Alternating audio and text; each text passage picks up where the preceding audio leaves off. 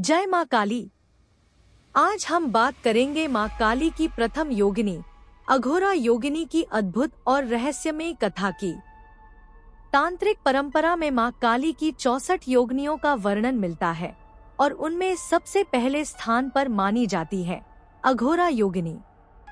अघोरा शब्द का अर्थ है जो घोर न हो, जो भय को समाप्त कर दे। यानी अघोरा योगिनी वह शक्ति है जो डर, अज्ञान और अंधकार को नष्ट कर देती है।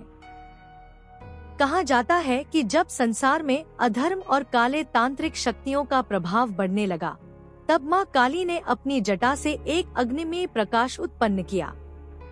उस प्रकाश से प्रकट हुई अघोरा योगिनी। उनका रूप अत्यंत दिव्य और भयानक दोनों था। शरीर काले बादलों जैसा, आंखें अग्नि समान लाल और हाथों में त्रिशूल तथा खड्ग। अघोरा योगिनी श्मशान की अधिष्ठात्री मानी जाती है।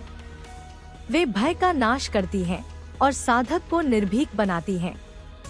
जो साधक सच्चे मन से उनकी उपासना करता है, उसके जीवन से नकारात्मक ऊर्जा दूर हो जाती है। एक प्राचीन कथा के अनुसार एक बार एक दैत्य ने तांत्रिक शक्तियों से पूरे वन क्षेत्र को अपने वश में कर लिया। साधु संत भयभीत होकर माँ काली का आह्वान करने लगे। तब माँ काली ने अघोरा योगिनी को आदेश दिया। अघोरा योगिनी प्रकट हुई। उनके कदम पड़ते ही धरती कांप उठी। उन्होंने अपने त्रिशूल से दैत्य का अंत कर दिया और उस स्थान को पुनः पवित्र बना दिया।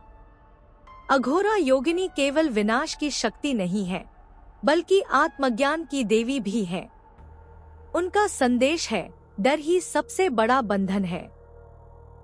जब मनुष्य अपने भय पर विजय पा लेता है, तब वह आध्यात्मिक रूप से मुक्त हो जाता है।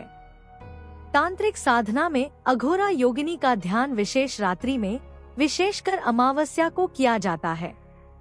माना जाता है कि उस समय उनकी शक्ति सबसे अधिक सक्रिय होती है।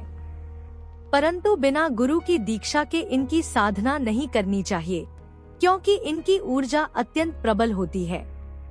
अघोरा योगिनी का स्वरूप हमें यह सिखाता है कि जीवन के अंधकार से भागना नहीं चाहिए, बल्कि उसका सामना करना चाहिए। अंधकार के भीतर ही प्रकाश छिपा होता है। इस प्रकार अघोरा योगिनी माँ काली की प्रथम और अत्यंत शक्तिशाली योगिनी मानी जाती है।